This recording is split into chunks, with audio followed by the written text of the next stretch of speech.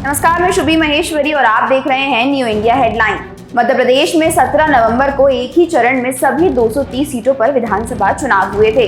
वोटों की गिनती राजस्थान, छत्तीसगढ़, तेलंगाना और मिजोरम के साथ 3 दिसंबर को होगी। 230 सदस्य मध्य प्रदेश विधानसभा का कार्यकाल 6 जनवरी 2024 को खत्म हो रहा है।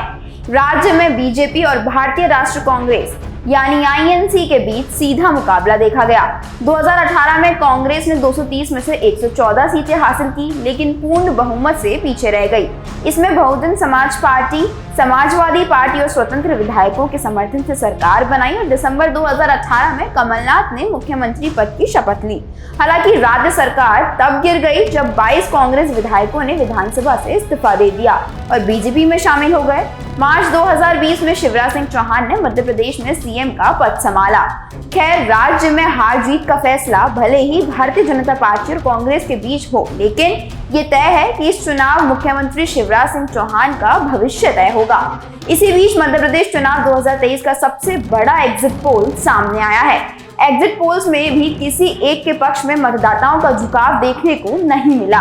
देखिए, मध्य प्रदेश की 230 विधानसभा सीटों में से 132 कांग्रेस के खाते में जाती दिख रही हैं, जबकि 98 सीटों पर सिमटती दिख रही है बीजेपी को एग्जिट पोल के हिसाब से एमपी में काफी बड़ा नुकसान देखना पड़ रहा है। साथ ही कांग्रेस प्रदेश की सबसे बड़ी पार्टी बनकर उभर रही है। बीजेपी को एंटी इनकम्बेंसी का सामना करना पड़ रहा है। 2023 के विधानसभा चुनाव दोनों ही पार्टियों के लिए बेहद अहम है। अब इस एग्जिट पोल पे हम गहराई से नजर डालते हैं। जिला ग्वालियर में 6 विधानसभा सीटें हैं। 6 विधानसभा सीटों में कांग्रेस के खाते में भी 3 सीटें जा रही हैं, जबकि बीजेपी के खाते में भी 3 ही सीट जा रही हैं। मतलब यहाँ पर मुकाबला बराबरी का है। जिला श्योपुर की बात करें तो यहाँ 2 विधानसभा सीटें हैं। ये दोनों ही विधानसभा सीटें कांग्रेस के खाते में जाती हुई दिख रही हैं। जिला डिंडोरी में भी 2 विधानसभा सीटें हैं और ये दोनों ही विधानसभा सीटें बीजेपी के खाते में जाती हुई दिख रही हैं। अगर हम इंदौर की बात करें तो इंदौर में 9 सीटें दिखाई देती हैं और इन 9 सीटों में से कांग्रेस के खाते में 3 सीट और बीजेपी के खाते में 6 सीट जाती हुई दिखाई दे रही है। जिला शहडोल में 3 विधानसभा सीटें हैं। कांग्रेस के खाते में 2 सीट और बीजेपी के खाते में 1 सीट जाती हुई दिखाई दे रही है। अगर हम मुरैना जिले की बात करें तो मुरैना में 6 विधानसभा सीटें आती हैं। इन 6 विधानसभा सीटों में से कांग्रेस के खाते में 2 और बीजेपी के खाते में 4 सीटें जाती हुई दिख रही हैं। जिला दतिया में 3 विधानसभा सीटें आती हैं। इस 3 विधानसभा सीटों में से तीनों की तीनों कांग्रेस के ही खाते में जाती हुई दिखाई दे रही हैं। जिला जबलपुर में 8 विधानसभा सीटें आती हैं और इन 8 विधानसभा सीटों में से कांग्रेस के खाते में 4 सीट और बीजेपी के खाते में 4 सीट जाती हुई दिखाई दे रही है। इसका मतलब ये है कि यहाँ पे दोनों ही पार्टियों के बीच मुकाबला बराबरी का है।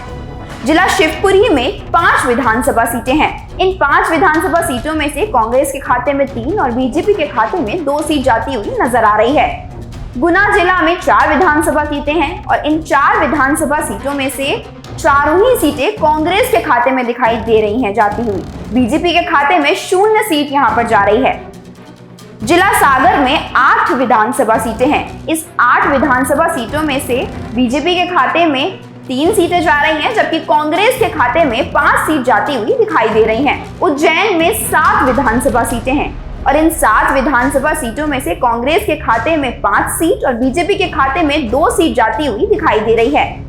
वहीं जिला टीकमगढ़ में 4 विधानसभा सीटें हैं और इन 4 विधानसभा सीटों में कांग्रेस के खाते में 2 सीट और बीजेपी के खाते में 2 सीट जाती हुई दिखाई दे रही है। मतलब यहाँ पर भी मुकाबला बराबरी का ही है। छतरपुर में 6 विधानसभा सीटें हैं और इन 6 विधानसभा सीटों में से बीजेपी के खाते में 2 सीट जाती हुई दिखाई दे रही हैं, जबकि कांग्रेस के खाते में 4 सीट जाती हुई दिखाई दे रही हैं। जिला भिंड में 5 विधानसभा सीटें हैं और इन 5 विधानसभा सीटों में से कांग्रेस के खाते में 3 सीट जाती हुई दिखाई दे रही हैं, जबकि बीजेपी के खाते में 2 सीट जाती हुई दिखाई दे रही हैं। जिला दमोह में 4 विधानसभा सीटें हैं। इन चारों विधानसभा सीटों में से कांग्रेस के खाते में 2 और बीजेपी के खाते में 2 सीटें जाती दिख रही हैं। जिला पन्ना में 3 विधानसभा सीटें हैं और इस 3 विधानसभा सीटों में से कांग्रेस के खाते में 2 सीट और बीजेपी के खाते में 1 सीट जाती हुई दिखाई दे रही है। भोपाल में 7 विधानसभा सीटें हैं। इन 7 विधानसभा सीटों में से कांग्रेस के खाते में 4 और बीजेपी के खाते में 3 सीट जाती हुई दिखाई दे रही है। जिला सतना में 7 विधानसभा सीटें हैं। इन 7 विधानसभा सीटों में से कांग्रेस के खाते में 2 और बीजेपी के खाते में 5 सीटें जाती हुई दिखाई दे रही हैं। मतलब यहाँ पर बीजेपी आगे चल रही है कांग्रेस से। जिला रीवा में 8 विधानसभा सीटें हैं। इन 8 विधानसभा सीटों में से कांग्रेस के खाते में 2 और बीजेपी के खाते में 6 सीट जाती हुई दिखाई दे रही हैं। जिला सिंगरौली में 3 विधानसभा सीटें हैं। इन 3 विधानसभा सीटों में से कांग्रेस के खाते में 2 और बीजेपी के खाते में 1 सीट जाती हुई दिखाई दे रही है। जिला अनूपपुर में 3 विधानसभा सीटें हैं और इस 3 विधानसभा सीटों में से कांग्रेस के खाते में 1 और बीजेपी के खाते में 2 सीट जाती हुई दिखाई दे रही है। जिला सीधी में 4 विधानसभा सीटें हैं और इन 4 विधानसभा सीटों में से कांग्रेस के खाते में 2 और बीजेपी के खाते में 2 सीट जाती हुई दिखाई दे रही है। जिला उमरिया में 2 विधानसभा सीटें हैं और इन दोनों विधानसभा सीटों में से कांग्रेस के खाते में दोनों ही सीट जा रही हैं और बीजेपी के खाते में यहाँ 1 भी सीट जाती हुई नजर नहीं आ रही है। कटनी में 4 विधानसभा सीटें हैं और इन 4 विधानसभा सीटों में से कांग्रेस के खाते में 2 और बीजेपी के खाते में 2 सीट जाती हुई नजर आ रही है। इसका मतलब यहाँ पर भी मुकाबला बराबरी का है। जिला मंडला में 3 विधानसभा सीटें हैं। इन तीनों विधानसभा सीटों में से कांग्रेस के खाते में 1 और बीजेपी के खाते में 2 सीट जाती हुई नजर आ रही है। मतलब यहाँ पर बीजेपी कांग्रेस से आगे चल रही है। जिला बालाघाट में विधानसभा की 6 सीटें हैं और इन 6 सीटों में से कांग्रेस के खाते में 4 और बीजेपी के खाते में 2 सीट जाती हुई नजर आ रही है। मतलब यहाँ पर कांग्रेस बीजेपी से आगे चलती दिख रही है। जिला सिवनी में 4 विधानसभा सीटें हैं और यहाँ पर कांग्रेस के खाते में चारों ही सीटें जा रही हैं और बीजेपी के खाते में 0 सीट आ रही है। जिला नरसिंहपुर में 4 विधानसभा सीटें हैं और इन चारों विधानसभा सीटों में से कांग्रेस के खाते में 3 और बीजेपी के खाते में 1 सीट जाती हुई दिखाई दे रही है।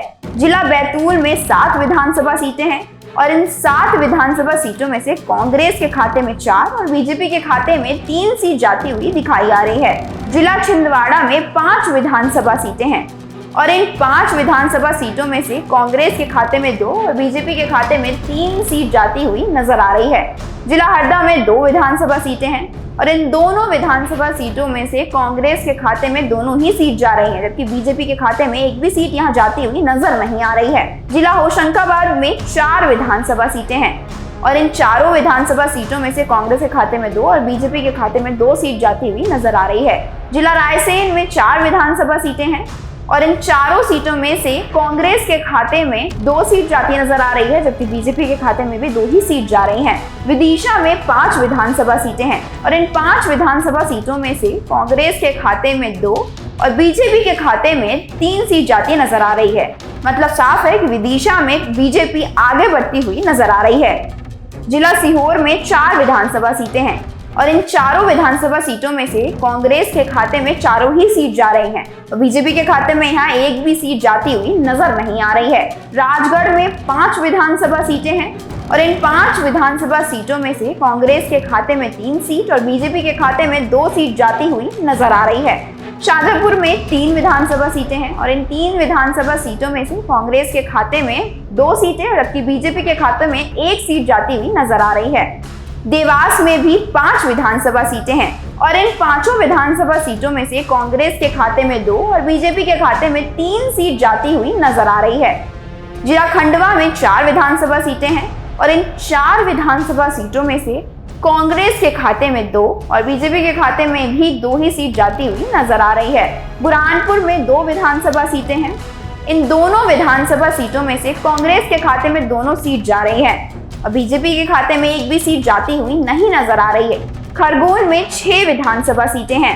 इन 6 विधानसभा सीटों में से कांग्रेस के खाते में 2 और बीजेपी के खाते में 4 सीट जाती हुई नजर आ रही है। जिला बड़वानी में 4 विधानसभा सीटें हैं।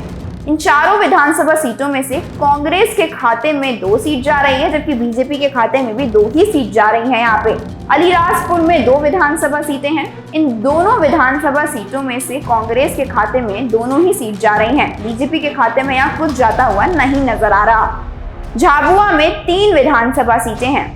इन 3 विधानसभा सीटों में से कांग्रेस के खाते में 2 और बीजेपी के खाते में 1 सीट जाती हुई नजर आ रही है। धार में 7 विधानसभा सीटें हैं। इन 7 विधानसभा सीटों में से कांग्रेस के खाते में 4 और बीजेपी के खाते में 3 सीट जाती हुई नजर आ रही है। रतलाम में 5 विधानसभा सीटें हैं। इन 5 सीटों में से कांग्रेस के खाते में 5 ही सीट जाती हुई नजर आ रही है। मंदसौर में 4 विधानसभा सीटें हैं और इन चारों विधानसभा सीटों में से कांग्रेस के खाते में 3 सीट जबकि बीजेपी के खाते में 1 सीट जाती हुई नजर आ रही है। नीमच में 3 विधानसभा सीटें हैं। तीनों विधानसभा सीटों में से नीमच में कांग्रेस के खाते में 2 सीट जा रही है जबकि बीजेपी के खाते में 1 सीट जाती हुई नजर आ रही है। आगरमालवा में 2 सीटें हैं। इन दोनों ही सीटों में से कांग्रेस के खाते में 1 और बीजेपी के खाते में भी 1 ही सीट जा रही है। अशोकनगर में 3 विधानसभा सीटें हैं। इन 3 विधानसभा सीटों में से कांग्रेस के खाते में 1 जबकि बीजेपी के खाते में 2 सीट जाती हुई नजर आ रही है। निवाड़ी में 1 विधानसभा सीट है और ये 1 विधानसभा सीट बीजेपी के ही खाते में जाती हुई नजर आ रही है। तो ये जो एग्जिट पोल है ये ताजा एग्जिट पोल है, लेकिन एग्जिट पोल हमेशा सटीक हो ऐसा सही नहीं होता है। खैर 3 दिसंबर यानी कल चुनावी परिणाम हम सबके सामने आ जाएंगे, लेकिन आपको क्या लगता है किसकी बनेगी मध्य प्रदेश में सरकार? अपनी राय हमें कमेंट्स करके जरूर बताएं। धन्यवाद।